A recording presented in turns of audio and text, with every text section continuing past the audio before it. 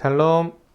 사회적 거리두기로 여러분이 너무 그리워지는 시간을 보내고 있습니다. 각자의 자리에서 신체적으로 건강하고 영적으로 건강하기를 바랍니다. 주님, 내가 여기 있사오니 나를 보내소서. 나의 마음 나의 몸 주께 드리오니 주 받으옵소서. 이 찬양 아십니까? 참 은혜로운 찬양입니다. 뒷부분의 가사에는 가진 것 모두 다 주께 드리오니 이런 고백도 있습니다. 근데 어느 교회에서 이 찬양을 부르지 말자고 목사님께 건의했다고 합니다. 부를 때마다 찔리고 부담되어서라고 합니다. 주께 다 드릴 마음이 없는데 이 가사를 노래하는 것이 민망하다는 것입니다. 내 삶을 바꾸는 것보다 찬양을 바꾸고 고백을 바꾸며 말씀과 거리두며 살아서는 안 됩니다. 민망함으로 끝나면 안 됩니다. 자는 척하는 아이는 깨울 수 없다는 말이 있습니다. 믿는 척하고 변화되는 것처럼 하고 순종하는 것처럼 하여서는 자신을 속이면 깨달을 수도 변화될 수도 없습니다. 주님과 거리두기 하지 마시고 주님과 동행하는 여러분 되기를 바랍니다. 오늘 말씀입니다. 창세기 47장 7절에서 12절 말씀입니다. 요셉이 자기 아비 야곱을 인도하여 바로 앞에 서게 하니 야곱이 바로에게 축복하며 바로가 야곱에게 묻되 내 연세가 얼마뇨? 야곱이 바로에게 고하되 내 나그네 길의 세월이 130년이니이다. 나의 연세가 얼마 못되니 우리 조상의 나그네 길의 세월에 미치지 못하나 험악한 세월을 보내었나이다 하고 야곱이 바로에게 축복하고 그 앞에서 나오니라. 요셉이 바로의 명대로 그 아비와 형들에게 거할 곳을 주되 애굽의 좋은 땅 라암세스를 그들에게 주어 기업을 삼게 하고 또 그 아비와 형들과 아비의 온 집에 그 식구를 따라 식물을 주어 공개하였더라. 아멘. 고고학 연구에 따르면 야곱이 애굽으로 이주하던 시기에 애굽의 고위직을 지낸 사람들의 평균 수명은 남성이 54세, 여성이 58세였습니다. 야곱이 만난 바로왕은 고대 애굽의 제12왕조인 세소스트리스 2세로 추정되는데 당시 최고 권력인 그도 당대의 평균 수명을 크게 넘지는 못했습니다. 시대의 평균 연령에 비해 야곱의 나이는 상대적으로 엄청 많았습니다. 고대 근동 문화권에서 건강한 장수는 인생의 최대의 성공을 상징했습니다. 바로왕이 야곱의 나이를 물은 것은 진정한 축하를 함축한 질문이었습니다. 연세가 어떻게 되세요? 장수하셔서 먼 길을 오시고 아들의 영광도 보내어 축하드립니다. 그러나 야곱의 반응은 다릅니다. 네, 저의 나그네 길의 세월은 130년입니다. 정말 오래 살았지요. 성공한 것 같지만 사실 우리 조상의 나그네 길의 세월에는 미치지도 못하고 뒤돌아보면 살아온 날들도 참 짧고 그마저도 험악한 세월을 보냈습니다. 고난의 나날들이었습니다. 야곱은 유복한 족장 아버지 이삭의 집에서 태어나 굶어본 적도 없고 특별히 아파본 적도 없고 풍요로웠고 대가족과 종을 두었습니다. 이제 건강하게 장수해 죽을 줄 알았던 아들 요셉이 살아서 고대 근동의 최대 제국인 애굽의 총리가 된 모습까지 보았습니다. 그런데 야곱은 그러한 자신의 삶을 험악한 세월로 묘사합니다. 여러분은 자신의 인생이 행복하다고 생각하십니까? 아니면 불행하다고 생각하십니까? 나는 행복했습니다. 내 일생은 하나님의 은혜였습니다. 이렇게 고백할 수 있기를 소망합니다. 야곱은 그렇게 대답하지 못하였습니다. 나그네 길, 험악한 세월을 보내었나이다 라고 말합니다. 파란만장한 삶. 그는 어머니 뱃속에 있을 때부터 쌍둥이 형 에서와 누가 먼저 태어나느냐로 싸웠으며 어릴 때는 아버지의 사랑을 형 에서에게 빼앗겨서 결핍되었습니다. 그는 아버지를 속이고 형 에서가 받을 복을 가로챘습니다. 형 에서가 자기를 죽이려고 하니까 집을 떠나서 삼촌 라반의 집으로 도망을 가게 되었습니다. 집을 떠나 고생스러운 타향살이를 해야 했습니다. 그리고 얼굴이 예쁜 라헬을 아내로 맞으려고 14년 동안이나 머슴살이를 해야 했고, 간교한 장인으로 인해 품삯을 10년이나 속임당했습니다. 20년 만에 고향으로 돌아왔을 때도 에서가 400의 군사를 이끌고 온다는 소식을 듣고 야복 강가에 남아서 밤새도록 두려움 속에서 하나님께 기도를 해야 했습니다.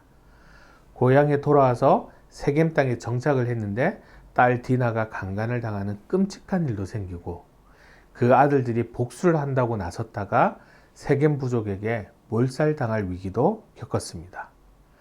사랑했던 아내 라헬이 둘째 아이를 해산하다가 죽는 것도 보았으며, 끔찍히 사랑했던 요셉이 짐승에게 찢겨 죽었다는 소식을 들었습니다. 그리고 하나님이 주신 가나안 땅에 살다가 기근이 들어 온 가족이 다 굶어 죽을 상황에 처했습니다. 야곱은 이런 자신의 생애를 돌아볼 때 정말 험악했다고 밖에는 표현할 수가 없었던 것입니다. 여러분은 야곱처럼 내 인생은 왜 이렇지? 꼬였어 하시는 분은 없나요? 야곱의 생애가 험악했던 이유는 사실 야곱 자신 때문이었습니다. 하나님이 복 주실 것을 믿지 못하고 장자의 축복 기도를 빼앗았기 때문이며, 삼촌 라반의 집에 가서 그렇게 고생한 것도 얼굴 예쁘다는 것 하나 때문에 어떻게 해서든지 라헬과 결혼하려 했기 때문이었고, 집으로 돌아오는 길에 형 에서 때문에 약복강에서 밤새도록 씨름했던 것도 따지고 보면 야곱 자신의 잘못 때문이었습니다. 요셉을 잃어버리고 그렇게 마음고생을 한 것도 요셉을 편애했기 때문이었습니다. 험악했던 모든 일들은 사실 따지고 보면 야곱 본인이 그런 문제를 자초한 것이었습니다. 야곱이 이렇게 자초한 이유는 야곱에게 하나님의 은혜 안에 있다는 확신이 없었기 때문입니다. 야곱은 애정 결핍증이 있었던 것 같습니다. 이삭이 에서를 편애했기 때문에 아버지 사랑에 결핍되었습니다. 애정 결핍증은 어떤 것에 집착을 하게 됩니다. 라헬과 꼭 결혼해야 되겠다, 이런 마음도 결핍에서부터 나온 것이며, 요셉과 베냐민을 편애하고 물질에 유난히 집착을 많이 한 것도 역시 애정 결핍증의 하나입니다. 그런데 사실 야곱은 애정 결핍증에 걸릴 만한 이유가 없었습니다. 왜냐하면 하나님의 말할 수 없는 사랑을 받았던 사람이기 때문입니다. 문제는 야곱이 그것을 알지 못했던 것입니다. 야곱은 인생의 고비마다 하나님이 나를 사랑하신다, 나는 하나님의 은혜 안에 살고 있다, 하나님은 나와 함께 계신다, 이렇게 믿음으로 반응하지 못했습니다. 그는 언제나 조급했습니다. 하나님이 주시는 복을 잃어버릴까 봐 걱정했습니다. 사랑하는 사람을 소유하지 못할까 봐 안달했습니다. 그는 항상 부족했고 억울했고 두려웠고 염려하며 살았습니다. 그는 자기가 무엇인가 애를 써야 된다고 생각했습니다. 뭔가 방법을 사용해야 된다고 생각했습니다. 한마디로 야곱의 생애는 믿음이 없어서 스스로 괴롭히는 삶이었습니다. 130년을 살았던 야곱의 일생을 험악한 삶이라고 고백을 했지만, 하나님이 한 번도 놓치신 적이 없었고 하나님이 도우시는 손길로 지키시지 않은 적이 없었습니다. 그런데도 야곱은 그것을 잘 몰랐습니다.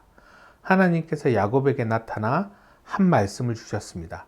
네가 어디를 가든지 내가 너를 지켜주리라. 야곱은 감격하고 감사했습니다. 그러나 오래가지 못했습니다. 야곱은 다시 눈에 보이는 것에만 반응하고 여전히 그는 안달하고 조급한 삶을 살게 됩니다. 처가 식구들이 야곱을 시기해서 도저히 그곳에 더 이상 머물러 있을 수가 없게 되었을 때도 하나님께서 야곱에게 나타나셔서 너는 이제 이곳을 떠나 네 고향으로 돌아가라고 지시해 주셨습니다. 형 에서가 400인의 군사를 이끌고 온다는 소식을 듣고는 야곱은 진짜 그날 죽는 줄 알았습니다. 형이 400의 군사를 이끌고 오면 어떻게 해야 되지? 아내 중에 누구를 붙들고 도망가야 되나? 아니면 나 혼자라도 도망가야 되나? 안절부절 못하던 야곱을 야복강에서 만나 주신 분도 하나님이셨습니다. 하나님께서는 야곱의 일생 동안 언제나 모든 일에 간섭하시고 도와주시고 보호해 주셨습니다. 그러나 야곱은 하나님께 믿음으로 반응하고 순종으로 나아가지 못했던 것입니다. 야곱은 하나님의 은혜 안에 있었습니다. 한 번도 하나님의 은혜가 야곱을 떠난 적이 없었습니다. 하나님의 보호하심이 야곱을 떠난 적이 없었습니다. 그런데도 야곱은 불안했던 적이 많았고 조급했던 적이 많았고 낙심했던 적이 많았습니다. 믿음으로 반응을 하지 못했던 것입니다. 그러니까 야곱은 자기 인생이 험악했던 것입니다. 험악할 이유가 없는데 험악했던 것입니다. 여러분은 어떻습니까? 여러분은 야곱처럼 하나님에게 반응하지 않습니까? 하나님의 은혜 안에 있다는 것을 믿으며 살아가고 있습니까? 여러분의 나이가 얼마입니까? 여러분의 나이만큼 하나님의 은혜를 받고 살았음을 믿으십니까? 지나온 시간만큼 하나님의 은혜를 우리는 받았습니다. 여러분이 살았던 세월은 혼자 있던 시간이 아니라 다 하나님의 은혜였습니다. 하나님은 우리를 사랑하시되 당신의 독생자를 주시기까지 사랑하셨습니다.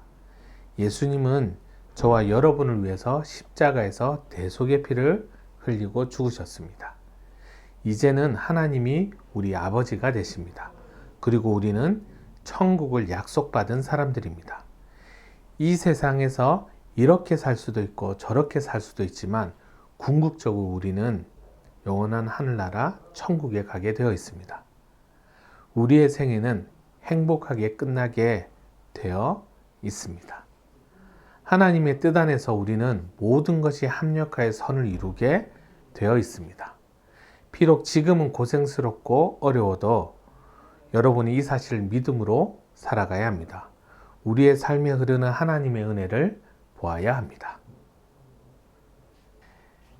야곱처럼 하나님의 은혜를 보지 못함으로 험악한 세월로 여러분의 삶을 표현하시겠습니까? 아니면 요셉처럼 하나님이 나를 형통하게 하셨다라고 여러분은 고백하시겠습니까?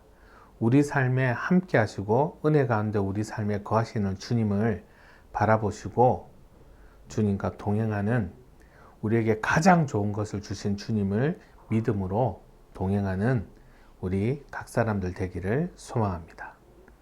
기도하겠습니다. 사랑하는 하나님, 우리는 어떤 시간을 보내고 있습니까? 우리가 하나님과 동행하고 하나님의 사랑 안에 살고 있고 하나님의 은혜 안에서 우리가 보호받고 하나님의 눈동자처럼 우리를 지키시고 보호하시는 그 사랑 안에 있음을 우리가 보고 있습니까? 아니면 그것을 보지 못하고 그저 험악한 세월이라고만 표현하고 있습니까? 우리를 돌보시고 사랑하시고 형통케 하시는 주님의 은혜를 바라보고 주님의 은혜에 감사하는 우리의 삶이 되게 하여 주십시오. 감사합니다. 예수님의 이름으로 기도하였습니다.